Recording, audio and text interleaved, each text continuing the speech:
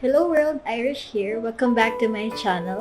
In today's video, I'll be showing to you guys my updated eyebrow routine, including my tips on how I clean my brows and how I apply products to my brows. If you want to learn everything about brows, you know the drill guys. Just keep on watching.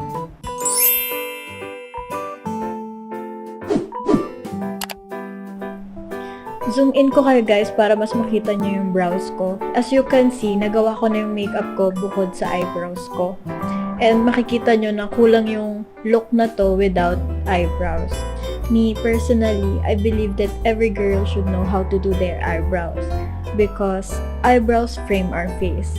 Super laki ng impact kapag nakaayos yung brows mo. Magiging lifted yung face, so safe to say na you will look younger kapag nakaayos yung brows mo. But, it all depends sa application and paglilinis ng brows mo. Kapag naglilinis ka ng brows mo, make sure na ang tatanggalin mo lang ay yung obviously misplaced hairs. Or kung meron kang makapal na brows, make sure na palaging one layer lang or one row lang yung tatanggalin mo sa kilay mo. And kung isa-shape mo naman yung brows mo, safe na magbawas ka sa ilalim ng brows mo instead na sa taas ng brows mo.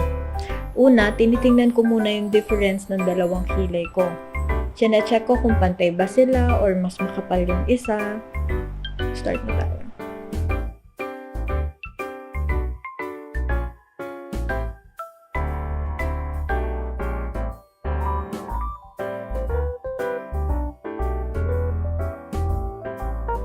You can also use pulley para i-brush nyo pataas yung kilay nyo para mas makita nyo yung tubo nila.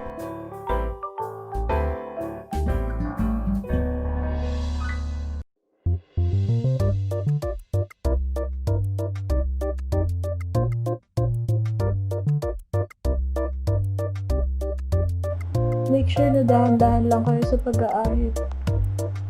Kasi you don't want to damage your skin din naman kasi eye area din to.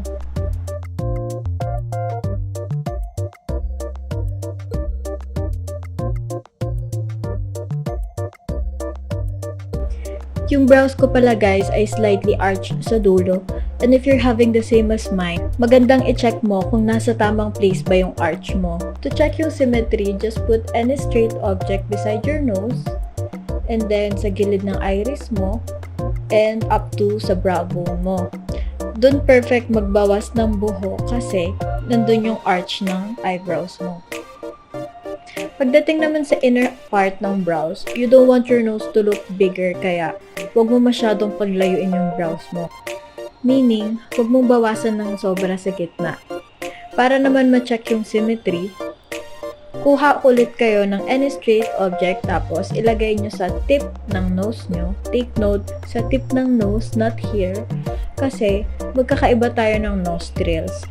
So, ayaw mo namang ma-emphasize yung size ng nostrils mo kung dito ka magbabawas.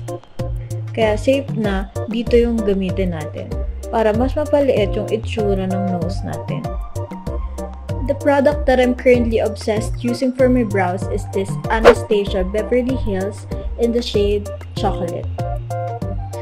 For my brush, what I like to use is this Zoeva 317, which is actually a liner brush, but I use it on my brows kasi perfect yung pagiging manipis ng bristles niya to create natural brows.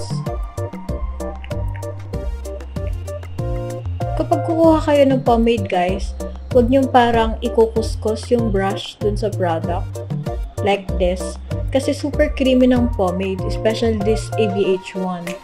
You don't want your brows to look harsh like this.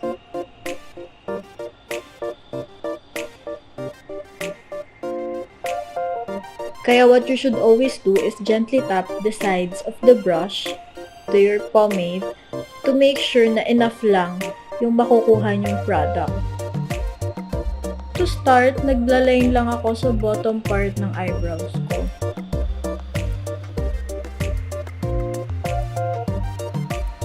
Then, medyo dinadrag ko yung product papunta sa loob ng brows ko.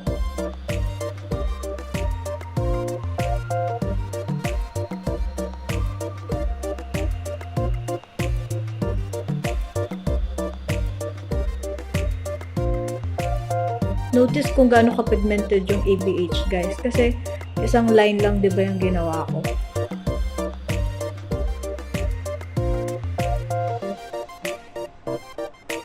Then, sa taas naman,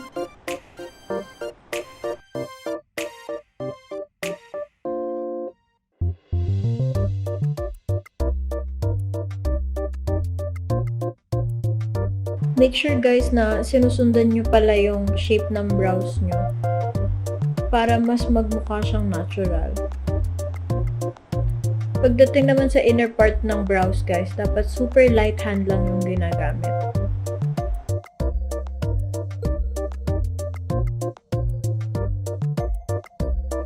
Then, gamit ka lang ng spoolie para mas ma-distribute yung product sa brows mo.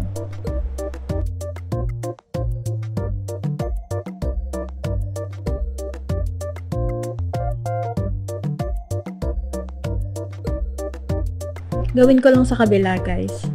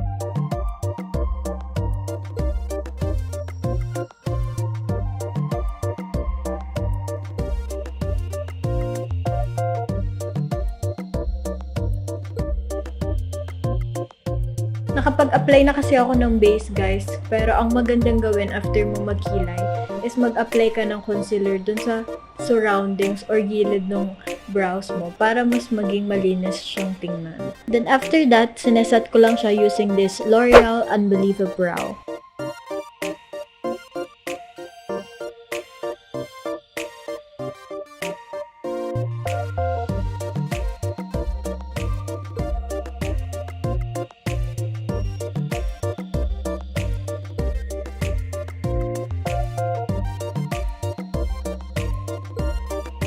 Then after that, you may want to put a highlighter sa brow bone nyo para mas ma-emphasize yung arch ng eyebrows mo.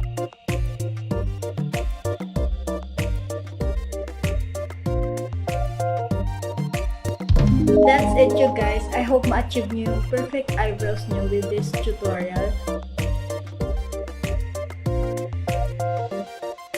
Thank you for watching guys. If you like this video, don't forget to give it a thumbs up and subscribe na rin kayo sa channel ko for more videos like this. See you on my next one. Bye!